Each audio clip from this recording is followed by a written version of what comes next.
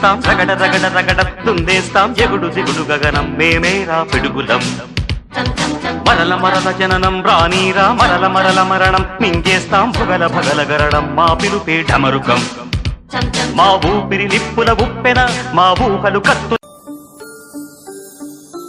చాయ్ బాగుందన్నా. ఎప్పుడు వచ్చావురా? నిన్నే వచ్చానురా.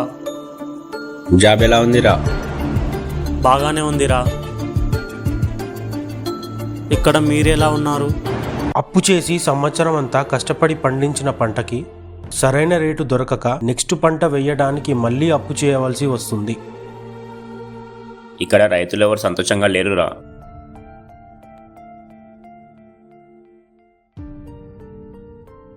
అదేందిరా, ప్రభుత్వం రైతుల బాగు కోసం చాలా పథకాలు తెస్తున్నాయి కదరా, అవి యూజ్ అవ్వట్లేదా? అవుతున్నాయిరా.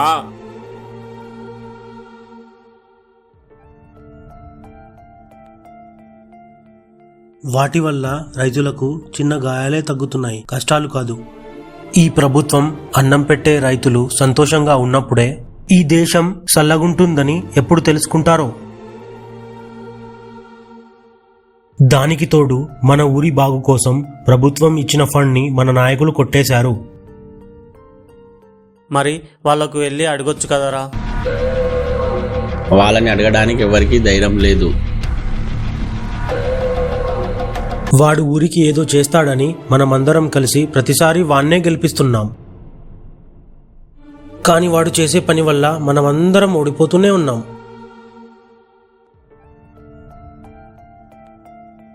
ఇంకా ఎన్ని రోజులురా ఇలాగే భయపడుతూ ఉందాం? సర్కస్ లో జంతువుల్లా బతుకుతున్నాం. లేదురా, మనం ఓడిపోకూడదు.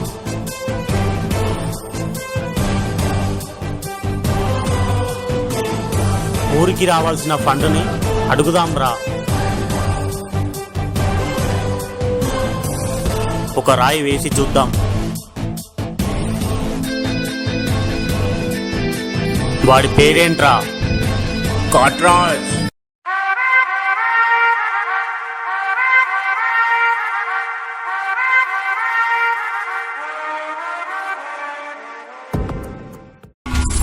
అందరికీ డబ్బంటే ప్రాణం, కానీ నాకు డబ్బంటే అవసరం.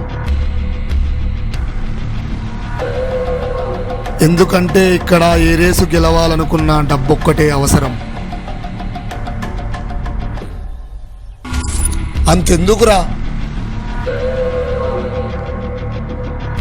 మన దగ్గర డబ్బుంటే చాలు, అదృష్టం లేకపోయినా అడ్జస్ట్ అయిపోవచ్చు.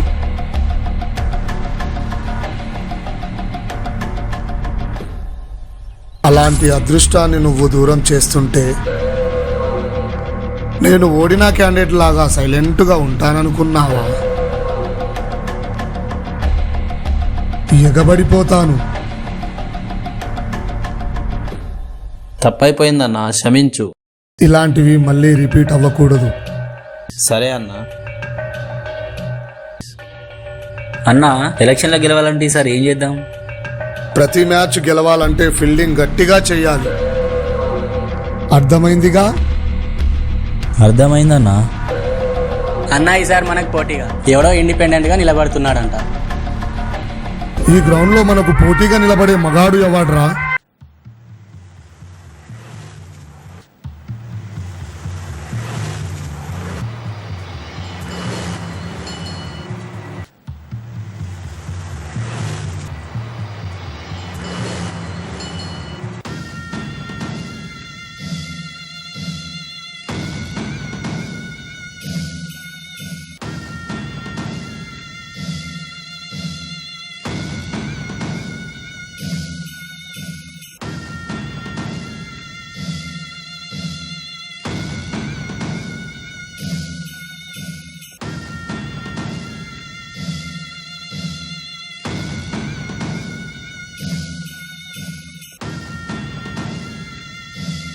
ఏరా, పగటి కలలు కంటున్నారా? మాతోనే పోటీకి నిలబడుతున్నారంట. రాజకీయం అంటే సినిమాల్లో చూపించినంత ఈజీ అనుకుంటున్నారా? దీనిలో దిగినోడికి తెలివి ఒకటే ఉంటే సరిపోదు, భయపెట్టడం కూడా తెలియాలి. గుర్తు పెట్టుకోండి, సైకిల్ తొక్కేవాడు ఎప్పుడూ సైకిలే తొక్కాలి, కారెక్కాలనుకోవద్దు. మీరు గాని తగ్గకపోతే అందరిని లోపలే ఇస్తా మీ అయ్యా. నీకు భయపెట్టడమే తెలుసు, నాకు ఇందులో బరి తెగించడం కూడా తెలుసు. నాకు నీ అంత రాజకీయం తెలీదు, కానీ ప్రభుత్వం ఊరికిచ్చిన ఫండ్లో నీవు అన్యాయంగా కొట్టేసిన 50 లక్షల గురించి తెలుసు. లేనివారి పేరుతో ఉన్న నీ పేరు మీద హైవే పక్కన 4 ఎకరాలు రాయించుకున్నావని తెలుసు. ఈ విషయాలు బయటపడితే డిపార్ట్మెంట్ నీ ఆస్తుల్ని జప్తు చేసి నిన్ను లోపలేయిస్తుందని తెలుసు. ఇంకా నీ గురించి చాలా తెలుసు, కానీ నీ అంత రాజకీయం నాకు అస్సలు తెలియదు. టీవీలో ముఖ్యాంశాలు చదివినట్టు నా గురించి అన్నీ చెప్పి ఇంకా రాజకీయం తెలియదంటావేంట్రా? ఇంట్లో దానికి నేను మొగుడిని అయితే బయట ఈడు నాకు మొగుడయ్యాడు. ఇలాంటి సమయాల్లోనే తెలివైన వారు ఎప్పుడూ కొట్టుకోకూడదు.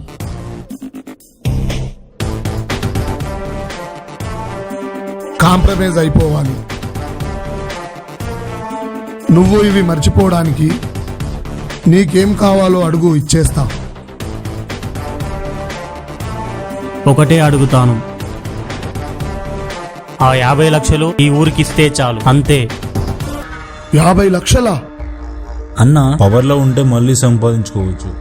నువ్వు 50 లక్షల గురించి ఆలోచిస్తే 5 కోట్ల ల్యాండ్ పోద్ది.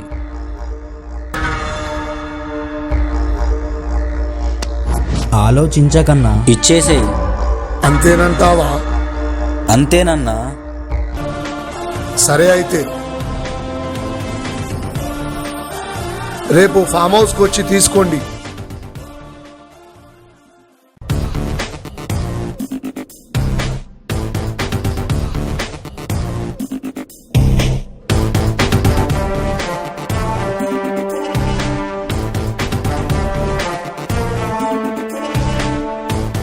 అందరికీ నేను కొడితే మీరు నన్నే కొట్టారు. ఇదిగో 50 లక్షలు తీసుకోండి.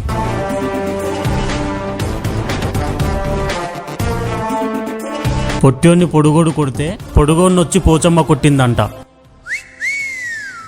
అన్నా, ఇలాంటి తెలివైన యువకులు రాజకీయాలకి వస్తే మన ఫ్యూచర్ ఏందన్నా?